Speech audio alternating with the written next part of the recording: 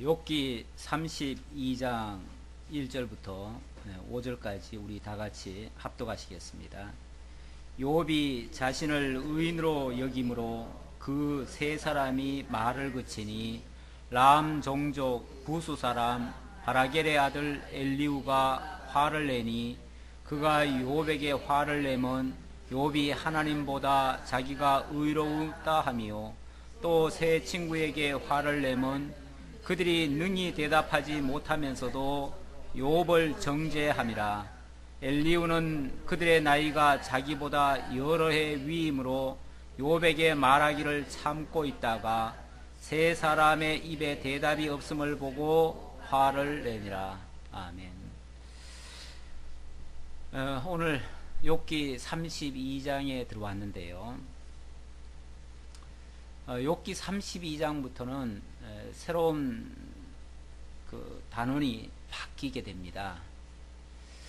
혹시 여러분들 지난주까지의 주보를 가지고 계시면 지난주 주보하고 내용이 조금 다를 수가 있어요. 왜 그러냐면 지난주까지의 주보 내용에는 제가 욥을 시험하시는 하나님 여호와 해가지고 4장에서부터 37장까지 4장부터 그렇죠 37장까지를 제가 잡아놨었고요. 그리고 37장까지가 친구들을 통한 세 번째 시험 속에다가 넣어놨습니다. 그런데 이걸 제가 조금 수정을 합니다. 31장까지로 끝을 내고요. 시험 장면은 31장까지 끝을 내고 32장부터는 오늘 단원을 바꿔가지고 욥을 구원하시는 여호와에 편입을 했습니다. 그래서 욥을 구원하시는 여호와, 그러니까 시험하시는 여호와는 이제 끝나고 이제부터는 욥을 구원하시는 여호와를 소개하는 내용으로 이렇게 좀 바꾸었어요. 이렇게 바꾸게 된 하나의 그 이유가 있는데요. 원래 욥기를 저도 이제 처음에 배울 때 어떻게 배웠냐면 욥을 시험하시는 여호와 내용 속에 이 엘리후까지도 하나님이 엘리후를 통해서도 욥을 시험하는 걸로 그렇게 이해를 했었습니다. 그런데 그렇게 이해를 하면서 이걸 설명을 해 나가려다 보니까 뭔가 안 맞는 부분이 상당히 있었어요. 특히 이제 전에 박 목사님은 이 부분을 가지고 욥의 세 친구보다도 이 엘리후를 더 나쁘게 봤습니다. 더 나쁘게 봐가지고 예를 들면 욥의 세 친구 같은 경우는 하나님께서 마지막에 욥한테 그럽니다. 세 친구들 보고 너 욥한테 가서 너희들이 잘못했으니까 욥한테 가서 빌어라. 그러면 욥이 너희를 위해서 제사를 드려줄 거니까 너희가 용서받을 수 있다. 그래서 세 친구들은 욥에게 제사를 받고 그리고 용서받은 걸로 되어 있습니다. 근데 엘리후에 대해서는 그런 말이 없거든요. 그래서 엘리후는 용서받지 못할, 그래서 결국 그 친구는 버림받은 자다, 이렇게까지 얘기를 했거든요. 그런데 그렇게 보면 완전히 엘리후가 완전히 이제 잘못돼야 되는데 아무리 봐도 엘리후가 그렇게 잘못된 사람은 아닙니다.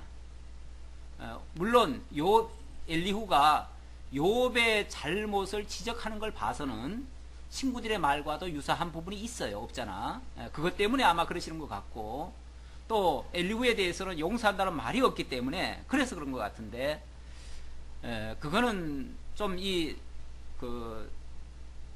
단락을 나누는 데 있어서 좀 문제가 있었던 것 같아요. 아무리 봐도.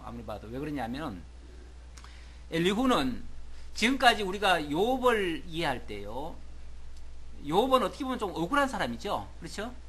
억울한 사람이고, 그래도 하나님이 첫 번째 들어가면서부터 의롭다라고 인정을 했습니다.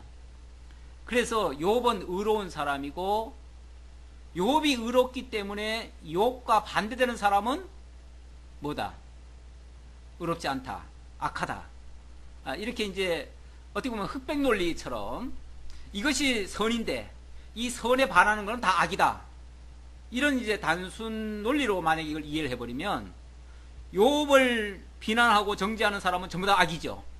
나쁜 거죠. 물론 지금까지 제가 욥을 의롭다는 전제하에서 하나님이 욥을 인정을 했기 때문에 그런 의미에서 욥이 의롭고 그런 면에서 세 친구들이 악하다는 건 이야기를 했습니다. 저도 그래 똑같이 동의를 했는데, 그렇다고 엘리후까지마저도 그렇게 얘기를 해버리면 이거는 전혀 그러니까 욥이 절대적 의인이 돼버려요. 그렇게 되면 욥이 절대적 의인이 돼버리고 욥을 정죄할 자는 아무도 없어지게 돼요. 그렇잖아요? 그런데 욥이 절대 의인입니까? 그건 아니에요. 예. 다른 사람들에 비해서, 왜냐하면 친구들이 너 죄 때문에 이런 벌을 받았다 하니까 그건 아니라고 얘기를 하기 위해서 만약에 이걸 죄라고 여긴다면 다른 사람들은 이 정도 죄를 안 짓느냐, 그런 차원에서 상대적으로 다른 사람들에 비해서 의인이란 얘기지. 그러니까 상대적 의인이지 절대적 의인은 아니라고 그랬어요. 그거는 욥 자신도 그렇게 얘기를 했습니다. 내가 그렇다고 해서 하나님 앞에서 의인이란 말은 절대 아니다 라고 얘기를 하면서, 그렇다고 해가지고 이 죄 때문에 이것이 왔다는 것은 아니다라는 걸 강변하기 위해서 그 말을 한 거거든요. 그건 욥이 스스로가 의롭다는 걸 강변한 게 아니고 상대적 의인이라는 그 차원에서 사실 얘기를 한 겁니다. 그렇게 했고, 지금까지 욥과 세 친구들은 한편에서는 계속 정죄를 했습니다. 죄를 들춰내고 그 죄의 값을 막 규정을 해버렸으니까 결국 정죄자예요. 정죄자니까 정죄자고, 욥은 그거에 대한 자기 변호, 자기 변증, 자기 변명이거든요. 어떻게 보면 그렇죠. 그러니까 세상 이제 법적으로 이해하기 좋게 생각한다면 한쪽에서는 마치 검사처럼 죄를 막 들춰냅니다. 그리고 그 죄에 대해서 막 선언을 해버립니다.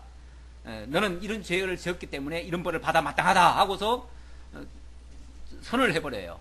원래 세상에서도 그러잖아요. 검사들이 죄를 들춰내놓고 그것 때문에 너는 몇 년 징역 살아야 된다 하고서 구형을 시키잖아요. 그런 것처럼 이제 검사의 어떤 그런 위치에서 구형을 한 겁니다. 구형을 했고, 거기에 대해서 욥은 억울하다고, 나는 절대 그런 일이 없다, 나는 그러지 않았다 라고 자기를 변호하고 변명하는, 어찌 보면은 스스로 변호도 되고 아니면 변호사의 입장에서 그렇게 얘기할 수도 있어요. 그런 식으로, 그러니까 검사와 변호사가 지금까지 계속 싸우는 셈입니다. 그걸 서로 주고받고 했으니까 이게 변론이 되는 거예요. 변론. 그래서 지금까지 계속 변론을 한 거거든요. 변론을. 그렇죠. 변론을 했는데 검사와 변호사가 서로 변론을 하고 나면 마지막에 가면 어떻게 됩니까? 판사가 있어야죠. 판사가 있어가지고 누가 잘했는지 누가 잘못했는지, 아니면 객관적인 기준은 무엇인지, 어디에 근거해서 다소간의 차이가 있겠죠. 누가 더 잘할 수도 있고 더 못할 수도 있고, 그런 어떤 그걸 갖다가 규정해주는 자가 있어야죠. 규정해주는 자가. 그렇죠? 규정해주는 자가 있어야 됩니다. 반드시 있어야 돼요. 지금까지 계속 변론을 해왔기 때문에 거기에 대한 규정자가 있어야 되는데, 규정자 역할, 다시 말하면 판사 역할을 누가 하는가? 오늘 나오는 이 엘리후가 하고 있다. 그래서 사실 제가 그래서 엘리후를 통한 증거, 제가 33장으로 넘어가면 판결이라고까지 얘기를 했는데, 판결하기 위한 엘리후의 등장 장면이 32장이고요. 32장에서 엘리후가 등장해가지고 등장하게 된 동기를 또 자기가 다 밝힙니다. 그러니까 등장하게 된 동기를 밝히고, 그리고 자기가 이제 구체적인 판결을 합니다. 누가 잘했고 누가 잘못했고, 또 잘했으면 얼마나 잘했고 잘못했으면 얼마나 잘못했는지, 또 어떤 부분이 잘못됐는지, 이런 것들을 어느 한편에 서서가 아니라 양쪽 다 얘기를 합니다. 양쪽 다 얘기를 하면서 결국 욥에게도 사실은 조금의 문제가 있었다는 걸 얘기합니다. 그렇다고 욥을 막 대적하는 건 아니에요. 대적하는 것도 아니고, 세 친구들에 대해서는 오히려 막 혹독하게 사실 질책을 합니다. 세 친구들이 잘못됐다는 것은 욥보다 사실은 더 많습니다. 더 많은 것을 이 엘리후도 지적을 합니다. 그런 의미에서 엘리후가 일방적으로 세 친구들과 같은 그런 입장은 아니고 오히려 판결자의 입장이다. 그렇게 보고 그 판결을 통해서 뭘 드러내는가? 판결 자체가 목적은 아니고요. 판결이라고 하는 건 하나의 방법이고 그 방법을 통해서 드러내고자 하는 목적은 뭐냐면 여호와의 권능 선포입니다. 하나님의 권능. 결국 인간은 이렇게 하나님 앞에서의 인간은 이렇게 다 부족한 부분이 있고 상대적으로는 조금 뭐 우열이 있겠지만은 하나님 앞에서는 다 무릎 꿇어야 된다. 이 얘기예요. 결론적으로는 어느 인간도 하나님 앞에서는 의로운 자가 없고 그렇기 때문에 그동안 의롭다라고 스스로 얘기했던 욥도 그런 면에서는 자유롭지 못하고 또 새 친구들은 논리적으로도 안 맞는 얘기를 가지고 막 정죄를 해석했으니까 그거는 완전히 잘못됐고 이런 식으로 사실은 객관적인 판단을 해주는 거예요. 그런 판단 의미가 상당히 많이 나타나고 있습니다. 그래서 결국 드러나는 건 뭐가 드러나느냐? 어떤 사람의 모습을 드러내는 게 아니고 사람 모습 이면에서 역사하시는 하나님, 그러니까 하나님의 권능, 하나님의 능력, 하나님의 주권, 하나님의 영광 이런 것들을 선포를 합니다. 그러니까 거기에 더 목적점이 있어요. 그러니까 그걸 증거하기 위해서 하시는데 32장부터 41장까지가 여호와의 권능 선포인데요. 엘리후를 통해서 그러니까 인간 엘리후, 인간 심판자 되는 엘리후를 통해서 장차 메시아의 심판을 가리킬 것 같은 그런 하나의 예표적인 모습을 보여주고 나중에 가서는 하나님이 직접 등장하셔서 하나님 직접 신문을 하십니다. 신문을. 그러니까 하나님의 신문, 엘리후의 신문 이런 꼴이에요. 쉽게 말하면 엘리후의 신문 또는 심판 그리고 하나님의 신문 또는 심판 이렇게 이어져 간다 라는 것을 말씀드리고 자 그렇게 신문 심판을 한 다음에 마지막으로는 하나님이 궁극적으로 주시고자 본래 계획하셨던 그 그 회복의 역사를 만들어내십니다. 그게 이제 온전한 구원이에요. 그래서 전체로 말하면 구원하시는 여호와예요. 전체 큰 틀로는 결국 32장부터는 여호와께서 욥을 다시 구원하시기 위해서 그동안 어찌 보면 망하게 하셨고 시험을 하셔서 그동안 드러낼 거 다 드러내셨죠. 인간의 연약한 부분 다 드러내셨어요. 다 드러내놓고 이제 마침내 목적하신 바대로 구원해 내시는 그러한 섭리를 해 가신다. 이렇게 보면 좀 더 성경 본문을 접근해 들어가기에 맞는 것 같아서 그래서 이렇게 약간 수정을 했다는 사실을 먼저 말씀드리고요.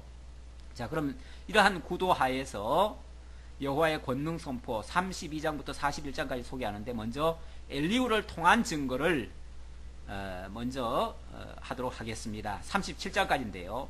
엘리후가 말을 많이 하죠. 이제 더 이상 검사 같은 새 친구들의 말은 없고 이제 변호사 같은 스스로 욥의 그 스스로의 변명도 이제는 더 이상 없어요. 일체 없습니다. 없고 이제는 오로지 이제 최종적인 어떤 판결 같은 이야기가 나오는데 엘리후가 등장하게 된 동기가 있어요. 1장 1절로부터 32장 1절로 5절까지 보니까 욥과 친구들의 잘못을 지적하며 판단하기 위해서 일어났다라고 하는 말을 들을 수가 있습니다. 자, 한번 내용을 보도록 하죠. 예. 욥이 자신을 의인으로 여김으로 그 세 사람이 말을 그치니 이제 다 끝났다 그 말이에요. 욥의 말도 끝났고 세 친구들의 말도 끝났고 다 끝났다.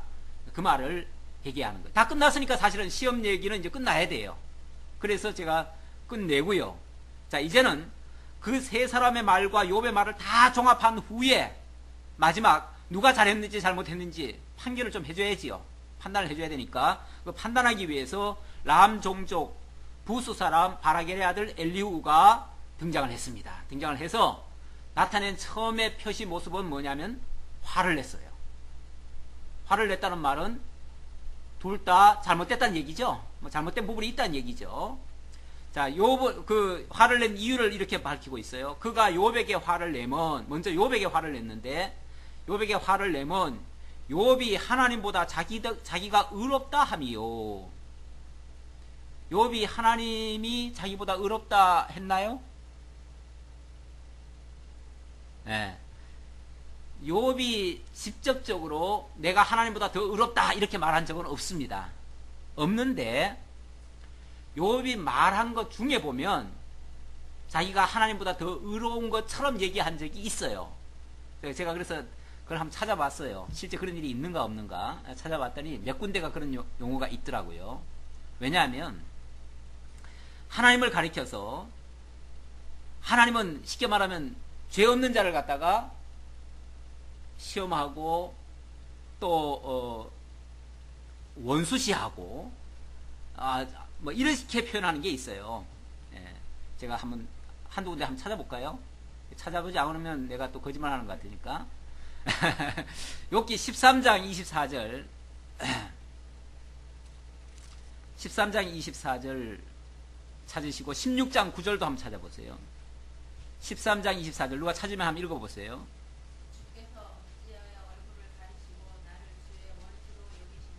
예, 여기서는 하나님이 얼굴을 가리고는 자기를 원수처럼 여긴다 이렇게 말을 했어요. 16장 9절 한번 보실래요?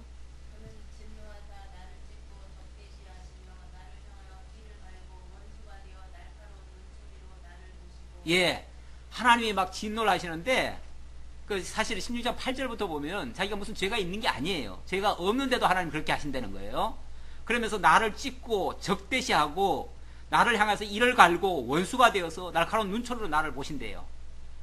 그럼 누가 나쁜 거예요?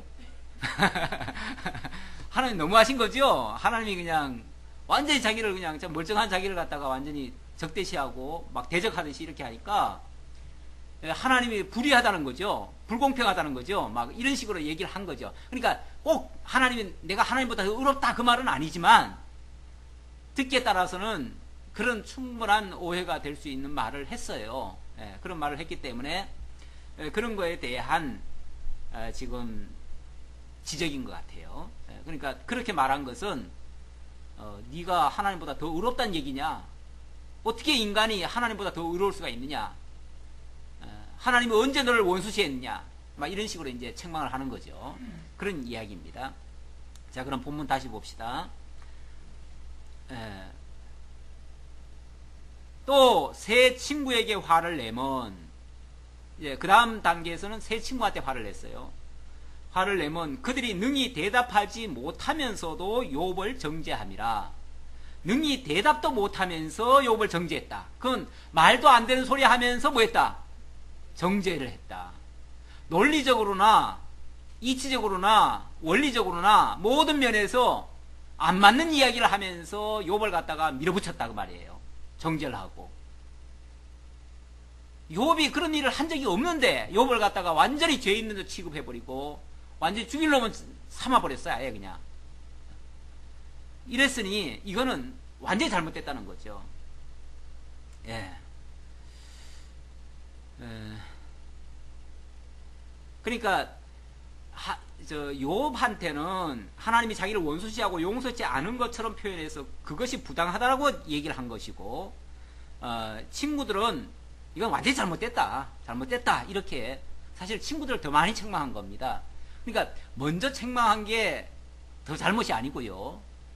사실은 나중에 누구를 진짜 혼내려면요, 그 사람을 먼저 혼내는 게 아니라요, 별로 죄 없는 사람을 먼저 지적을 하고 그 다음에 죄 많은 사람을 들춰내는 경우가 많아요. 예. 이렇게 죄가 별로 없는데도 이렇게 벌을 받았다. 그럼 너는 어떻게 받아야 되겠느냐?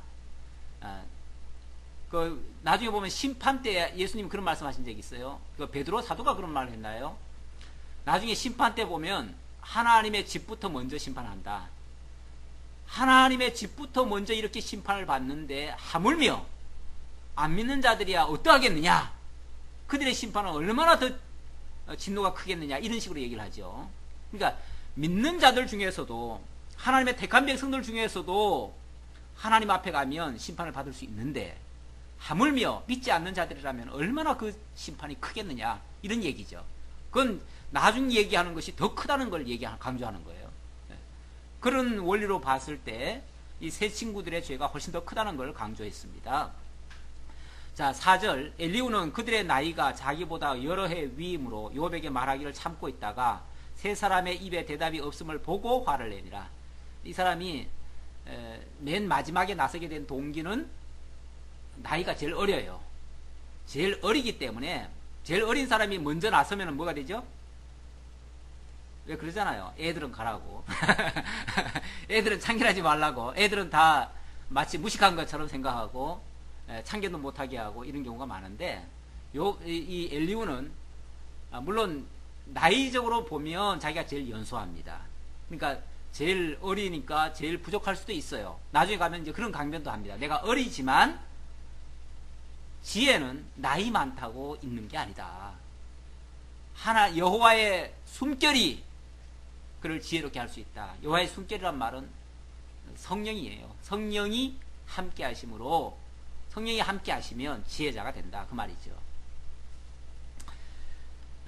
자, 6절로 10절까지 엘리후가 전능자의 숨결로 깨닫고 지혜로 판단하기 위해서 일어났다라고 말을 합니다.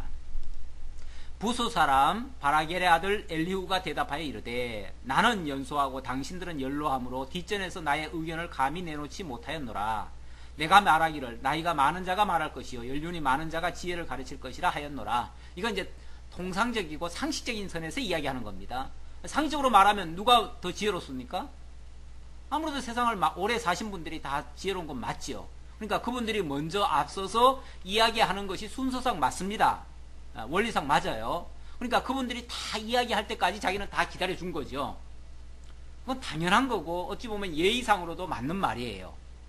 그러나 그게 절대적인가? 그러면은 먼저 말한 그 연로하신 분들이 다 지혜자고 그분들의 말이 다 맞는가? 자기가 혹시나 그럴까 해가지고 기다려봤는데 끝끝내 기다려봐도 정당한 말을 안 하더라 그 말이에요. 욥도 일부분이지만 스스로 마치 자기가 의로운 것처럼 이야기를 한 경우도 있었고요. 또 친구들은 이거는 완전히 논리도 안 맞는 이야기를 가지고 욥을 갖다가 함부로 정죄를 해버렸고요. 그러니 이거는 지혜자의 말이 아니라 나이가 많은 건 맞는데 그래서 지혜가 있을 수 있다고 생각했는데 그러나 실제로는 어리석은 말이더라 그 말이죠. 실제로는 어리석고 미련하고 정말 도저히 입을 닫고는 기다릴 수 없는 말이더라 그 말이죠. 그래서 자기가 이런 표현을 씁니다. 그러나 8절 그러나 사람의 속에는 영이 있고 전능자의 숨결이 사람에게 깨달음을 주시나니 이 말이 제가 아까 설명했던 그 말인데요. 사람의 속에는 뭐가 있다고요? 영이 있어요. 이게 이제 중생하면 중생한 영이라고 하고 중생하지 못하면 죽은 영이죠. 영이 있기는 있는데 그 영 자체가 무슨 지혜롭게 된다든지 그 영 자체가 완전 무결하다는 얘기가 아니고 그 영에 뭐가 있어야 돼요? 전능자의 숨결이 있어야 돼요.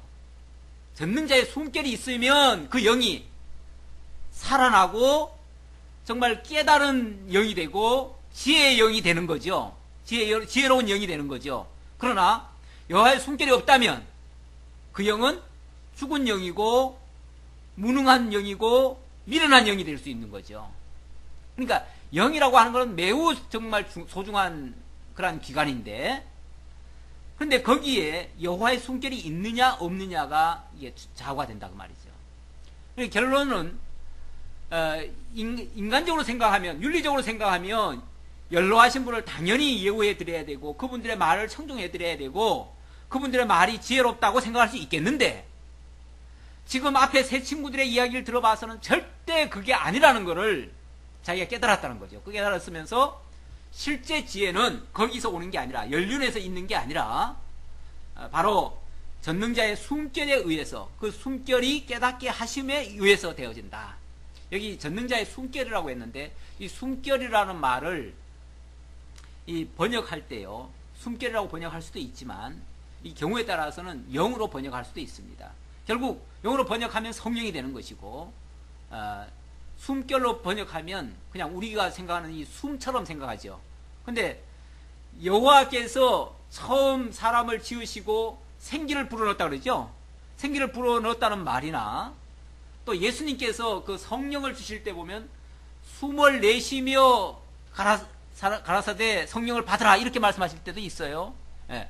그럴 때의 그 표현이 우리는 그냥 단순히 숨이라고 생각하는데 그 단순한 숨이 아니고 결국 여호와의 어떤 그런 여호와의 생기라고도 표현할 수도 있고 성령의 어떤 역사라고도 표현할 수도 있고 그런 모습이에요. 결국 성령으로 말미암아 정말 깨어난 자만이 깨닫게 된 자만이 참 지혜자다. 그걸 얘기하는 거죠. 그러니까 외모로 사람을 평가할 수 없는 거예요. 절대. 뭐 사실 세상에서도 그런 게 많아요.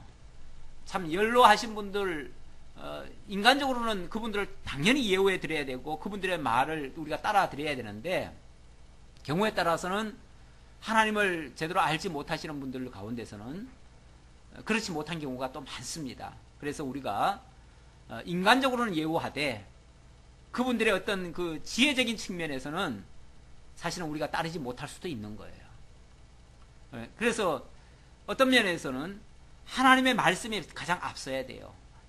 인간적으로 자꾸 이렇게 연륜으로 뭘 이렇게 할 것이 아니고 그런 측면에서 물론 엘리후는 자기 변명일 수도 있지만 바로 진짜 참 지혜는 여호와의 숨결로부터 온다는 거, 결국 성령으로 말미암는다는 거, 그걸 강조하기 위해서 이 얘기를 하고, 그 말은 그렇기 때문에 자기가 지금 판단하고 증거하는 내용들이 이게 사사로운 이야기가 아니고 성령의 깨닫게 하심으로 말미암은 지혜의 말이다. 이제 그런 측면을 이제 강조하기 위해서 하는 말이죠.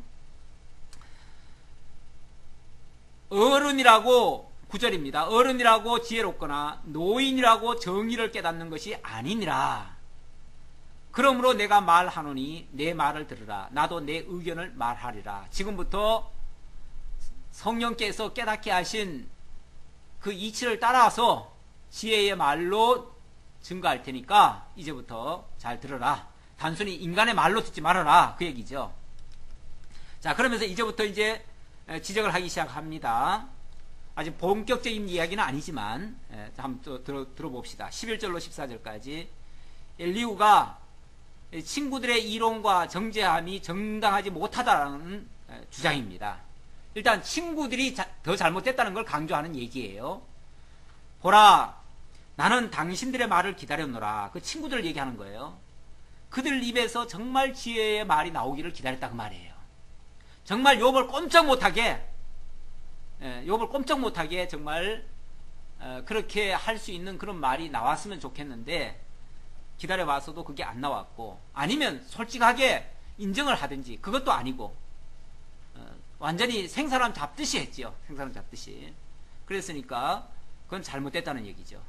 당신들의 슬기와 당신들의 말에 귀 기울이고 있었노라. 내가 자세히 들은즉 당신들 가운데 욥을 꺾고 그의 말에 대답하는 자가 없도다. 결국 그들의 말들이 욥을 이길 만한 정당한 말이 안 되었다 그 말이죠. 당신들이 말하기를 우리가 진상을 파악했으나 그를 추궁할 자는 하나님이시오 사람이 아니라 하지 말지니라. 이건 변명이죠. 우리가 너희들의 욥의 죄를 다 밝혀냈지만 나는 추궁은 더 이상 못하겠다. 그건 변명이라는 거죠. 진짜 잘못인 줄 알았으면은 사실 책망도 해야죠. 해야 되고 떳떳이 밝혀야 되고 꼼짝을 못하게 했어야죠. 그런데 그러지 못했다는 것은 하나의 변명에 불과한 이야기다 그 말이죠. 그가 내게 자기 이론을 제기하지 아니하였으니 나도 당신들의 이론으로 그에게 대답하지 아니하리라. 더 이상 당신들의 그 의견이 옳지 않기 때문에 당신들의 의견들 가지고 욥을 설득하지 않겠다 그 말이죠. 그러니까 새 친구들의 말이 정당하지 못하니까 그런 말투로 내가 욥한테 다시 똑같은 얘기하지 않겠다 그 말이에요. 그러니까 이 엘리후의 말은 새 친구들의 말과 달라요. 전혀 달라요. 근데 이거를 새 친구한테 같이 묶어가지고 친구들의 통한 시험이라고 얘기를 해버리면은 이게 뭔가 앞뒤가 안 맞는 거예요. 안 맞게 돼버려요. 그래서 이 엘리후는 요 편도 아니고 그 새 친구들의 편도 아니고 어느 편이 아니에요. 그냥 객관자로서 옳고 그름을 분별해 내주는 그런 하나님, 물론 인간이기 때문에 그도 완벽한 자는 아닙니다. 왜냐하면 인간 중에서는 완벽한 자가 없거든요. 그러니까 엘리후도 완벽하다고 할 수는 없어요. 그러나 다만 인간 중에서 그래도 할 수 있는 표현, 하나님께서 어쨌든 인간을 통해서 정죄도 하게 하시고 변론도 하게 했으니까 이제는 판결도 하게 하시는 거죠. 그렇게 하나님이 세우신 엘리후를 통해서 이런 판단을 하고 있다. 자, 그렇게 보시면 되겠습니다.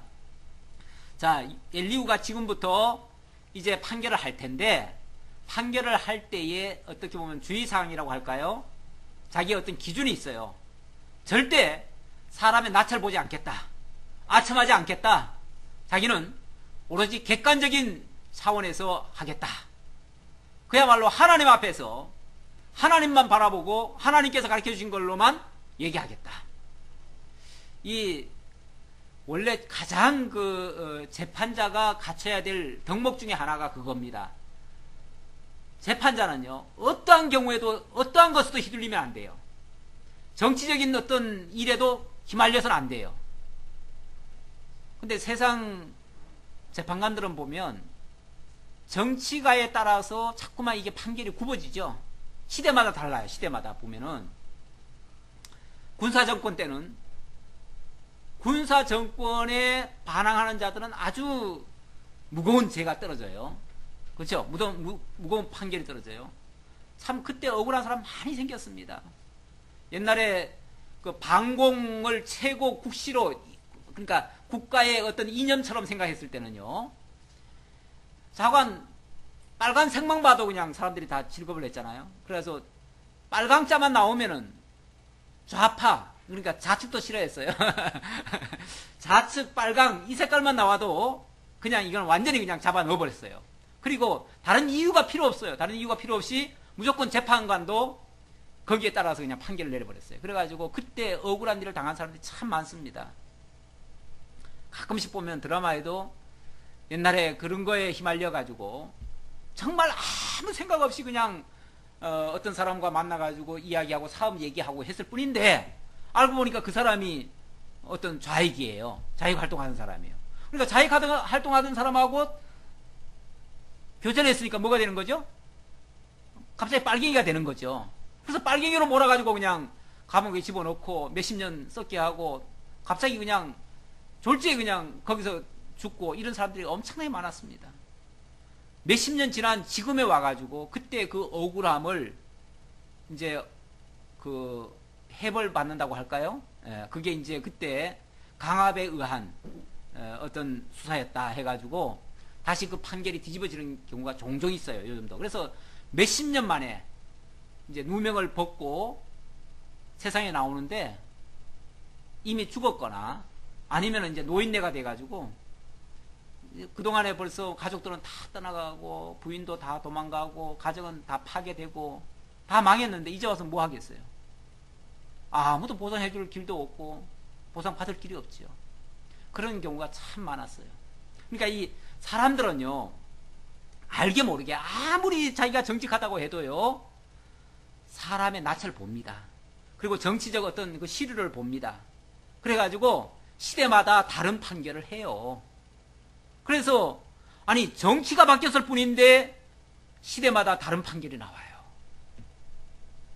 참 안타깝지요. 어찌 보면 안타까워요. 그런데 이 엘리후는 그러지 않겠다는 거죠. 자기는 그 어떤 사람의 낯도 보지 않겠다. 가난하다고 변호하지도 않고 두둔하지도 않고 권세자라고 해가지고 편들지도 않고 어떤 경우에도 자기는 오로지 하나님 앞에서만 말하겠다. 객관적인 사실만 이야기하겠다. 그 얘기죠. 그들이 놀라서 다시 대답하지 못하니 할 말이 없음이로다. 없음이었더라. 이건 이제 친구들 이야기고요. 친구들도 할 말이 없었을 거다. 그 말이죠. 당신들이 말없이 가만히 있어서 다시 대답하지 아니한즉 내가 어찌 더 기다리랴. 나는 내 본분대로 대답하고 나도 내 의견을 보이리라. 이제 자기 본분이 뭡니까? 바로 어찌 보면 판결자의 입장에서 하겠다 그 말이죠. 내 속에는 말이 가득하니 내 영이 나를 압박함이니라. 자기 영이, 그러니까 성령께서 여호와의 숨결이 깨닫게 한 그 성령이, 그 영이 지금 자기에게 어떤 지혜를 주어서 그걸 올바로 깨닫게 했는데 그걸 지금 말을 하지 않을 수가 없다 그 말이죠. 보라, 내 배는 봉한 포도주 같고 터지게 된 새 가죽 부대 같구나. 지금 그 말을 안 하고는 견딜 수 없다 그 말이에요. 자기가 깨닫고 알고 있는 그 객관적인 진리, 그걸 얘기 안 할 수가 없다는 거죠. 이게 뭐 사람 눈치 봐가지고 하고 안 하고 이럴 성질의 것이 아니라는 거죠. 우리도 사실은요, 어려운 그 문제가 부딪히면은 누구 생각하고 어떤 성도 생각하고 어떤 뭐 목사 생각하고 이래가지고 할 말 못할 말 많아요. 예.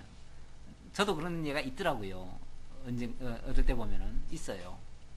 그런데 그건 사실 올바른 자세는 아니죠. 하나님 앞에서는 할 말 못해서는 안 됩니다. 물론 어거지 말을 해서는 또 안 되죠. 그것도 해서는 안 될 말을 갖다가 막 자기 어떤 목적을 위해서 막 해제키는 것도 참 문제죠. 가끔 보면은 일부 목회자들은 성도들을 겨냥해가지고 어떤 특정인을 겨냥해가지고 그렇게 말하는 경우가 종종 있어요. 있는데 그건 절대 있을 수가 없는 거죠. 있을 수 없고, 또 반대로 이 말을 하면 누구를 겨냥한 말은 아니지만 혹시 누가 또 상처받지는 않을까, 이런 이제 염려 때문에 정말 어떤 사람의 눈치를 봐가지고 그래서 차마 말을 못하는 경우가 있어요. 이게 이제 자칫하면 그럴 가능성이 많거든요. 엘리후가 나이도 어려요. 아직까지 나이도 어리고, 뭐 욥한테는 어찌 보면 욥은 뭐 자기가 봐도 욥은 상당한 대단한 사람이에요. 그런 사람 앞에서 잘못했단 말을 하기가 정말 쉽지 않습니다. 정말 쉽지 않아요.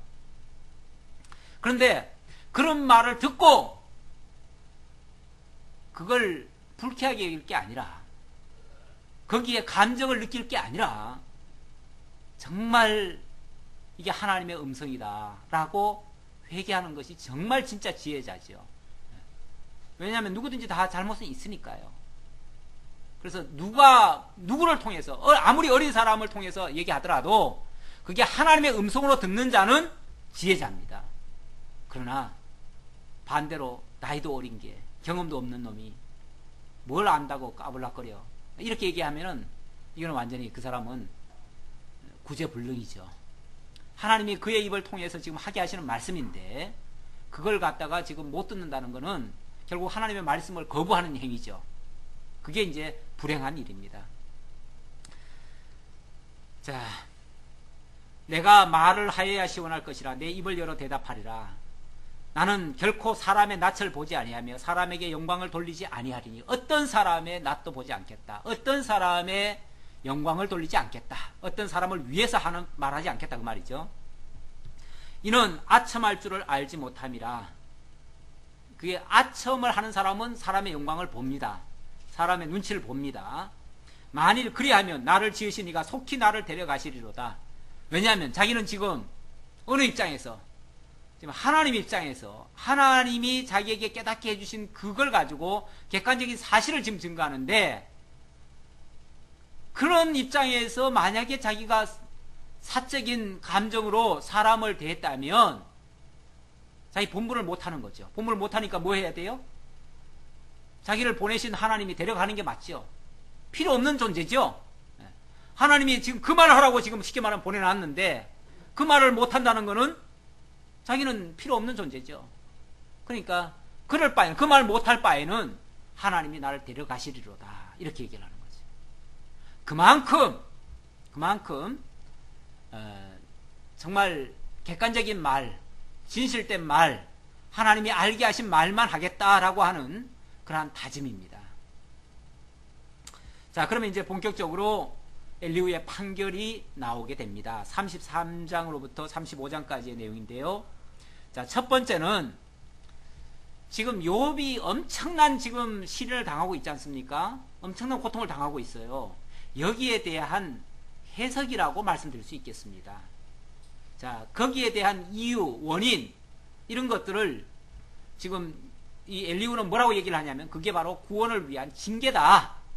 쉽게 말하면 징계인데 징계가 무슨 죄로 말미암은 심판 차원이 아니고 궁극적인 구원을 목적하고 내리는 징계다. 징계라는 말 속에는 깨닫게 하는 어떤 방편이라는 뜻이에요.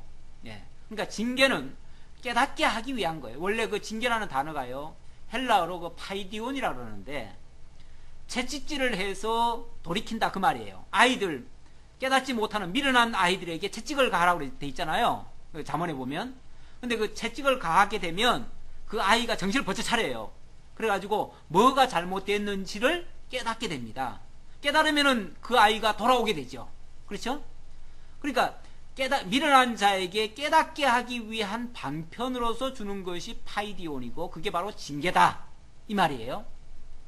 자, 지금 요업에게 주어진 것이 바로 그런 차원에서의 징계다. 하나님을 깨닫게 하기 위한 징계다.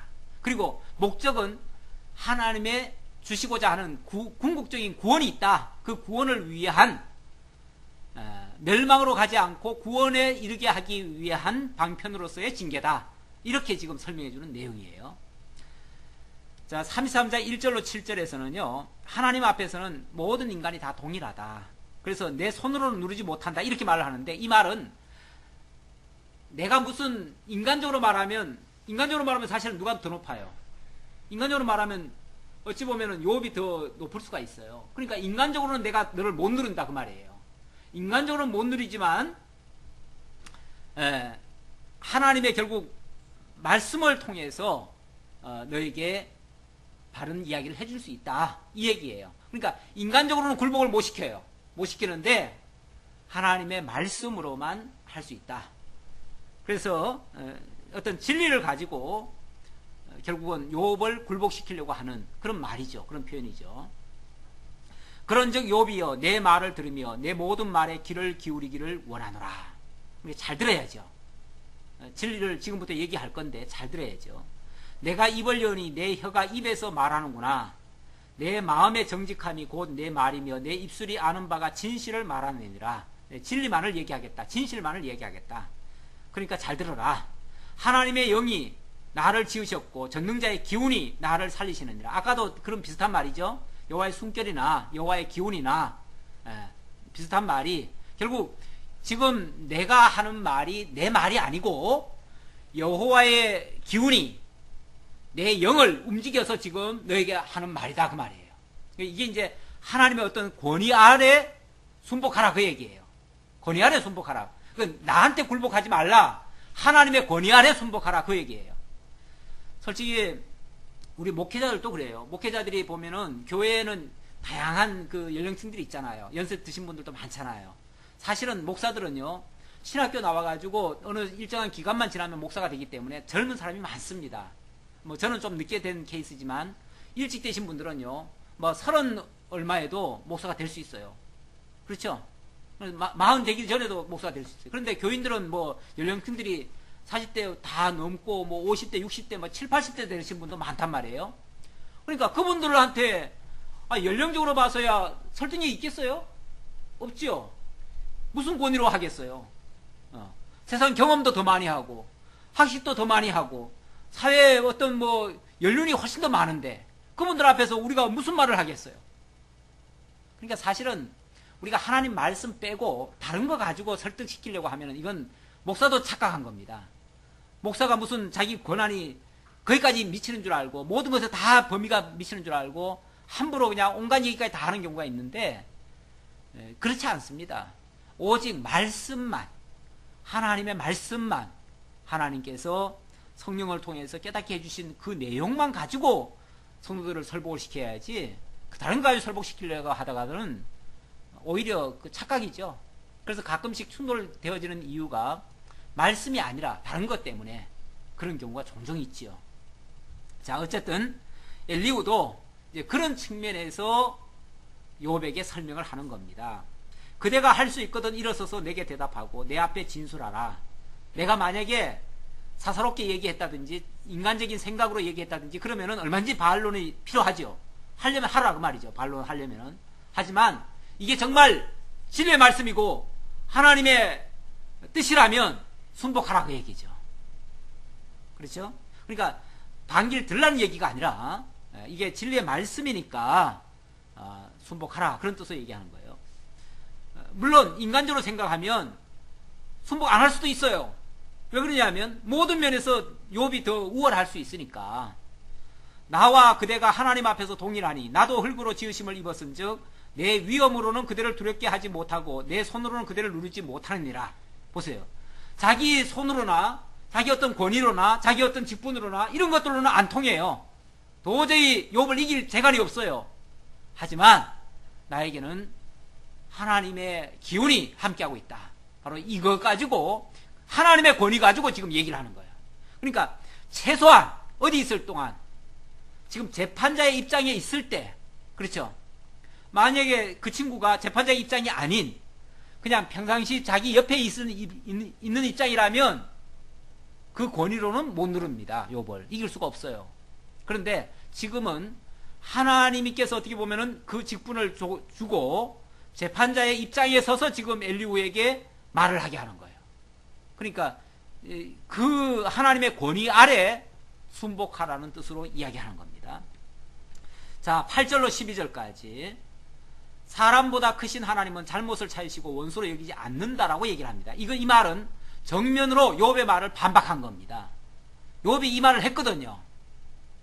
욥은 하나님이 뭐 죄도 없는 내 죄를 막 찾으려고 막 애를 쓰시고 그리고 나를 막 원수시하고 나를 그냥 적대시하고 그래서 나를 막 혼에 몰아놓고 이러신다라고 얘기를 했었단 말이에요. 아까 우리 차에 봤잖아요. 그게 그 얘기예요. 그 말 한 거는 잘못됐다 그 말이에요. 그걸 지금 욥의 잘못이라고 지적을 하는 거예요. 아니 아무리 그래도 그렇지 인간이 어떻게 하나님과 견주어 가지고 하나님보다 더 의롭다라는 뜻으로 얘기할 수가 있느냐 그 말이죠. 그 말의 뜻은 결국 그런 뉘앙스인데, 자 그러면서 8절 봅시다. 그대는 실로 내가 듣는 데서 말하였고 나는 그대의 말소를 들었느니라. 이 말은 너 변명 못한다 그 말이에요. 왜?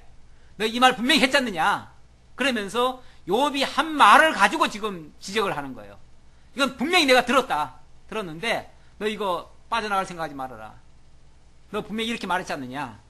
이르기를 나는 깨끗하여 악인이 아니고 순전하며 불의도 없거늘, 그러니까 자기는 불의가 없는데 불의가 없는데 참으로 하나님이 나에게서 잘못을 찾으시며 나를 자기의 원수로 여기사 내 발을 착고에 채우시고 나의 모든 길을 감시하신다 하였느니라. 이 말을 했단 말이에요. 이렇게 말을 하면은, 자 밑도 끝도 없이 만약에 이 말을 해버리면 객관적으로 보면 누가 봐도 어떻게 들립니까? 하나님이 의로워요? 욥이 의로워요? 욥이 더 의롭죠. 왜? 욥은 잘못한 게 없는데, 잘못하고 없는 욥의 잘못을 막 찾아내셔요 하나님이. 그래 놓고 하나님이 막 욥을 원수시 해버려요. 그리고 꼼짝달싹 못하게 착고에 채워버려요. 그리고는 완전히 그냥 콘에 몰아넣어가지고 완전히 막 죽사발을 만들어 놨어요. 그러면 억울하잖아요 욥이. 그러니까 하나님을 불의한 자로 만드는 거죠. 그 말 자체가. 그러니까 그렇다고 욥이 하나님이 불의하다 이렇게 말한 적은 없어요. 말한 적은 없지만 그 말이 결국은 그렇게 비춰진다 그 말이에요. 결국 자기는 어찌 보면 비교적 선량한데 하나님은 선량한 나를 갖다가 그렇게까지 해버리시니까 결국 하나님보다 자기가 더 의롭다는 얘기가 돼버리지 않느냐 그 말이죠. 그 말이 내가 그대에게 대답하리라. 이 말에 그대가 의롭지 못하니 하나님은 사람보다 크심이라. 그러니까 욥 자체가 너 불의했다 이 말이 아니에요. 욥이 언제 불의했습니까? 이 사람도 욥이 불의했단 말을 한 게 아니에요. 다만 말을 그렇게 하는 그 말 자체가 마치 하나님을 불의한 자처럼 여기게 됐다 그 말이에요. 그러니까 이 말에 그대가 의롭지 못하니 그랬죠. 그러니까 욥의 그 말 자체가 잘못됐다 그 말이에요. 이해하시겠죠? 욥이 불의한 일을 했다는 말이 아니에요. 그런데 욥이 그렇게 말을 하면 안 된다 그 말이에요.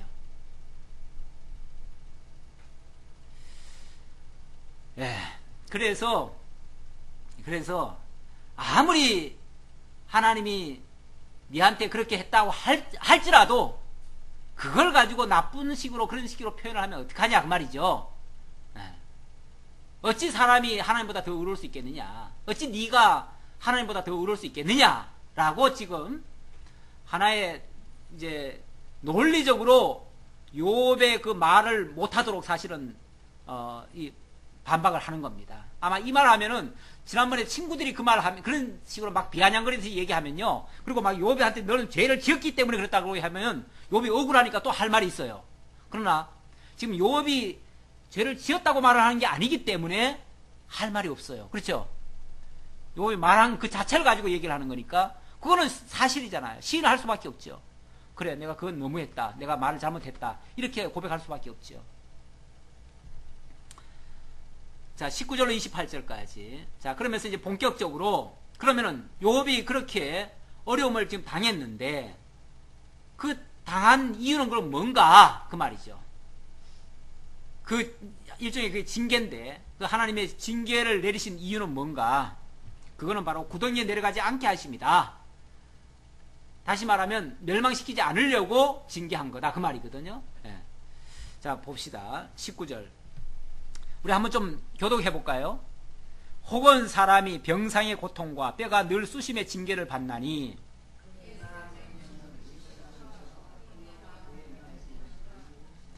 그의 살은 파리하여 보이지 아니하고 보이지 않던 뼈가 드러나서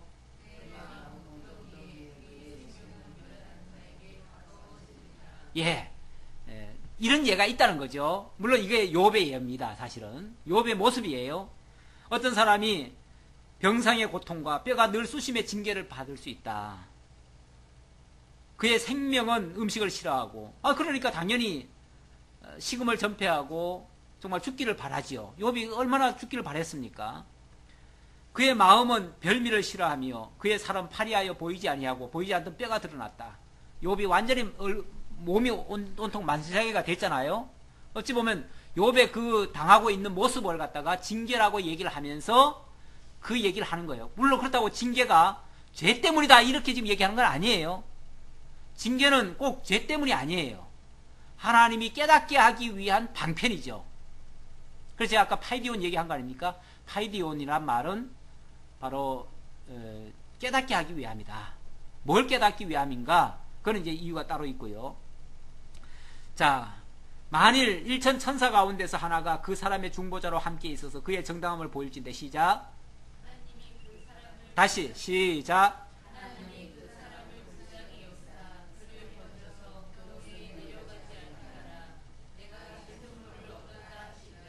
그런즉 그의 살이 청년보다 부드러워지며 젊음을 회복하리라.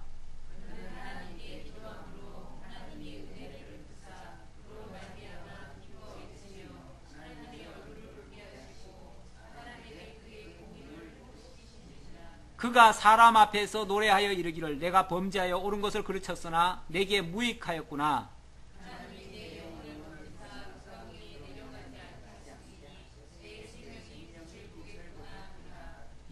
나중에 이렇게 고백하게 될 것이다 그 말이거든요.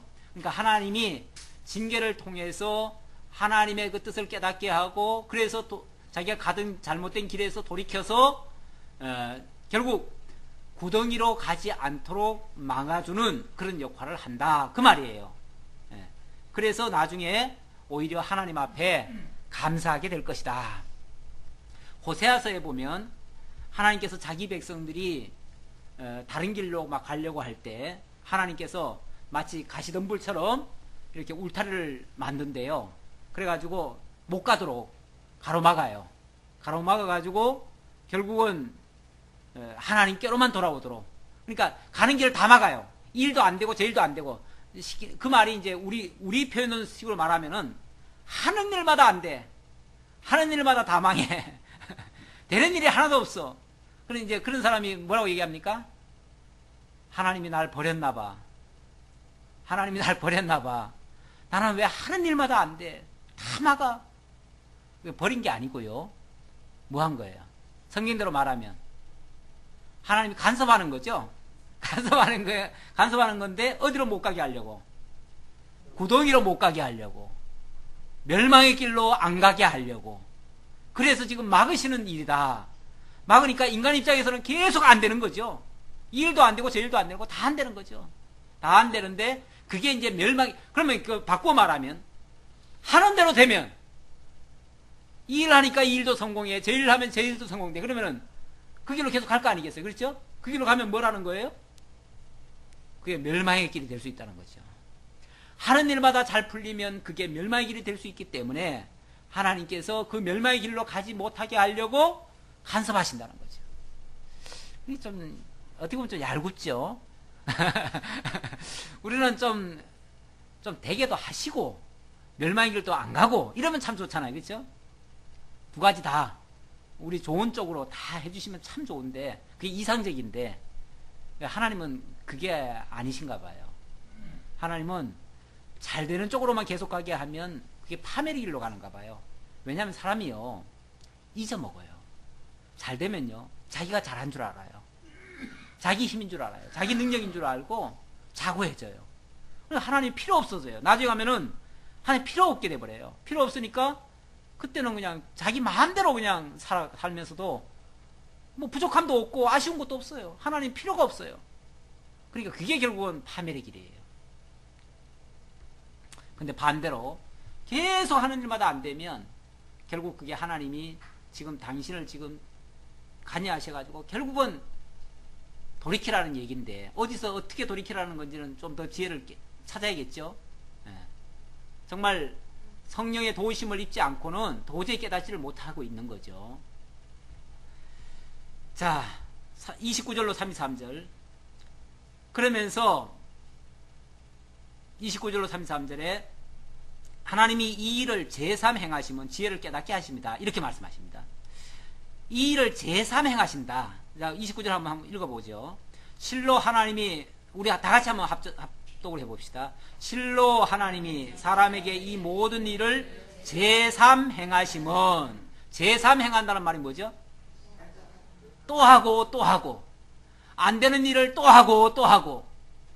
인간은 또 안 되는 일을 계속 또 해보죠. 근데 하나님은 또 계속 안 되게 하죠. 뻔한데 또 안 돼. 이렇게 하면 하나님이 안 해주실까? 그런데 여지 없어요. 또 안 해줘.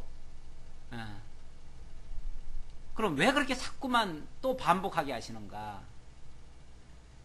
반복하시는 이유는 그들의 영혼을 구덩이에서 이끌어 생명의 빛을 그들에게 비추려 하심이라. 결국 구덩이에 있다는 거예요. 지금 현재 구덩이에 있다는 얘기예요.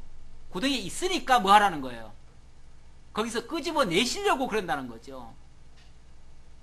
그러니까 자기는 거기가 마치 출발선인 줄 알고 시작을 또 해보고 또 해보는데 출발선이 아니에요. 이미 구덩이 속에 빠져 있어요. 그래서 하나님이 그걸 깨닫게 하려고, 깨달아서 이끌어내 가지고 생명의 빛을 비추게 하려고, 결국 구원입니다. 구원시키려고, 그리고 더 좋게 하기 위해서 결국 그렇게 하시는데, 참 이걸 못 깨달으면 계속 답답하죠. 본인도 답답하고 보는 사람도 답답하고, 하나님도 아마 답답해 하시겠죠. 이래도 못 깨닫네 이름이. 이렇게 되겠죠. 31절. 욥이여 내 말을 귀담아 들으라. 잠잠하라. 내가 말하리라. 만일 할 말이 있거든 대답하라. 내가 기쁜 마음으로 그들을 의롭다 하리니 그들은 말하라. 뭐 자기 이런 와중에도 뭐라고 말한다면 내가 기쁘게 받아들이면서 아 그래 너 말 옳다. 너 잘났다. 이렇게 말해 주겠다는 거죠. 근데 그렇게 할 말 있을까요? 이 말 앞에 아마 욥이 할 말 없을 겁니다. 그걸 실제로 말 안 했어요. 욥이. 만일 없으면 내 말을 들으라. 잠잠하라. 내가 지혜로 그들을 가르치리라. 여기 지혜는 자기 어떤 경험상의 지혜가 아니라 바로 성령께서 자기에게 알게 하신 그 내용, 그걸 가지고 내가 하나님의 뜻을 알려주겠노라. 하나님의 섭리를 알도록 해주겠노라. 이렇게 말을 했습니다. 어때요? 엘리후가 욥의 세 친구들처럼 나쁜 사람인가요? 그런 것 같지 않죠? 예, 그런 것 같지 않죠? 오히려 세 친구들의 잘못도 지적을 하고, 물론 욥의 완전히 뭐 잘못됐다는 얘기는 아니지만, 욥의 그 말에 잘못된 거, 그리고 욥이 사실은 해석을 못한 거 아니겠어요? 욥도. 그렇죠? 그러니까 그렇게 고통스러워했던 거 아니에요. 아니, 하나님이 하신 일에 고통스러워하는 그 자체도 사실은 이해가 뭔가 덜 된 거 아니겠어요? 그렇죠? 만약에 그걸 온전히 이해를 했다면 일단 받아들이지 않겠어요? 그럼 죽으려면 죽으리다. 죽게 하시면 죽지요. 그러면서 가야지. 차라리 죽여주십시오. 이 말은 잘못됐잖아. 그렇죠? 예. 아니, 물론, 그러니까 우리는 지금까지 욥을 이해해줬지. 욥이 잘했다는 얘기는 아니에요. 그렇죠? 욥을 이해해준 거예요. 우리가. 그럴 수 있지 않느냐. 우리가 충분히 이해해줘야지. 또 그걸 또 이해를 못하면 그게 또 정죄를 하게 되잖아요. 그러니까 새 친구들은 욥의 그 하소연마저도 이해를 못해줬기 때문에 그걸 가지고 죄를 더 가중을 시켜버렸죠. 근데 그건 잘못이에요. 그러니까 어떤 사람이 이해를 못한다고 해가지고 왜 이해 못하느냐, 믿음도 없는 자들아, 이렇게 얘기하면 안 돼요. 그건 안 되죠. 이해 못하더라도 감싸줘야 되고 정말 불쌍히 여기고 끝까지 위로하고 권면하고 도와줄 수 있으면 그래도 도와줘야지요. 다 들어주고. 그거는 정말 위로자의 마땅한 그 자세입니다. 그러나 지금 이 엘리후는 위로자의 입장에서 지금 온 게 아니에요. 그렇죠? 지금 하나님께서 엘리후를 들어다가 지금 잘잘못을 지금 사실은 지적을 해주는 거예요. 그래야 객관적인 평가가 나오니까요. 그렇게 그런 측면에서 이해를 하시고 오늘 말씀 엘리후의 이야기, 첫 번째 이야기는 여기서 마치도록 하겠습니다. 다음에도 엘리후의 이야기가 계속 진행되는데요. 엘리후가 결국은 이런 말을 통해서 욥을 꼼짝 못하게 만들고 욥으로 하여금 하나님의 절대적인 주권, 권능 여기 아래에 무릎을 꿇게 만듭니다.